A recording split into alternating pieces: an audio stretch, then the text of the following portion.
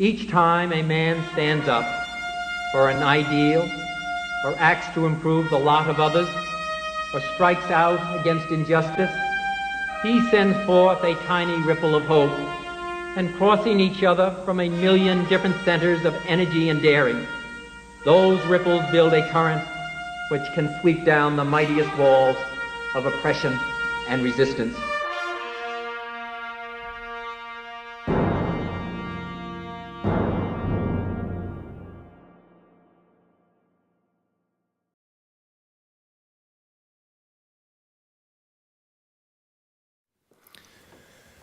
Selwa and Brian Grandison express themselves with a self-awareness and matter-of-factness that belies the complexities they face each day.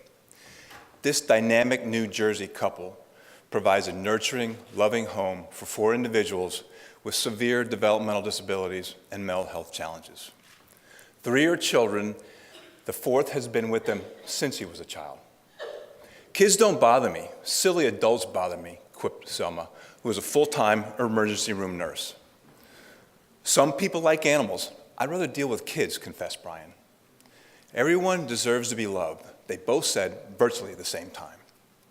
For Brian and Selwa, love is what it all comes down to. When you read their histories, when you see they have no love in their lives, you have to ask yourself, who's going to love this child, explained Selwa.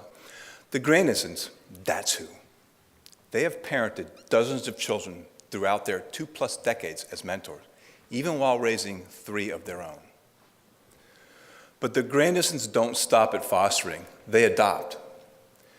They are the forever family for 3 of the 4 boys in their home right now.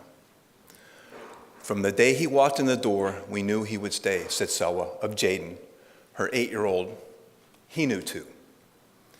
At the age of 6, Jaden was removed from his mother after being scalded in a bathtub. Half his body was burned. He already had trouble walking due to cerebral palsy. He was in a wheelchair, and his hearing and speech were delayed. Selwa embraced the dual roles of Jaden's nurse and mother figure. She knew all the right doctors to see, and she managed every detail of Jaden's medical follow-up. When additional services and supports were required, she and Brian became relentless advocates for their son. Today, Jaden uses a walker. He even dances. The helmet that protected his head from tantrums is long gone, and he speaks fluently, more than holding his own in this loquacious, doting family. "Love heals many things," reflected Jennifer Mufali, the Grandison's program supervisor and nominator. "Just give a kid a little love and freedom and watch him grow." That's Selwa's approach to parenting. It's an approach that's grounded in a firm belief that children aren't the problem, their circumstances are the problem. She and Brian are passionate about changing their circumstances. When Kevin was found drinking out of a toilet bowl, neglected by his parents, and bounced around 13 foster homes, Brian and Selwa stepped in. Today, the anxiety and aggression that resulted from mistreatment have eased, and this 7-year-old is working to self-regulate and relax. When Stephen, nonverbal and abandoned at age 10, needed a home, Selwa and Brian stepped in. Today, Stephen is 22. He communicates using a tablet. Happy is his frequent response when asked how he's doing, especially after finishing vocational school and landing a job. "Stephen runs the house without saying a word," joked Brian. It is this ease and humor teamed with compassionate care that have enabled the Grandisons to take on challenges that most would meet with a shake of the head or a quiet prayer. The Grandisons believe in fun. Bowling, carnivals, parks, zoos, boardwalks, these are all places the Grandisons take their kids, regardless of the planning and patience required. That's why New Jersey Mentor knocked on their door once again last year. The program received a call about a child whose age could not be determined due to his low weight.